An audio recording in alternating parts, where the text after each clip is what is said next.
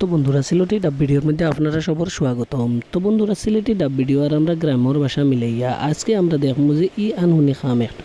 তো ই বেটাই কিতা করে দেখলেনি আপনারা, ই বেটা ডিমর খুশা রে, মানে ওটা কিতা কয়লার ডিমর বাকল রে ইলাকা তারা ডিজাইন করছে, মানে আমি দেখে অবাক করে গেছি ইউ কিলা মানে করছে। আপনারা ও যে ছোটো মেশিনটা, এই মেশিনটার নাম কিতা, ও যে ওখান যে করে ফুলের ডিজাইনটা, ওগুর নাম যদি আপনারা জানেন তো কমেন্টও জানায়েন।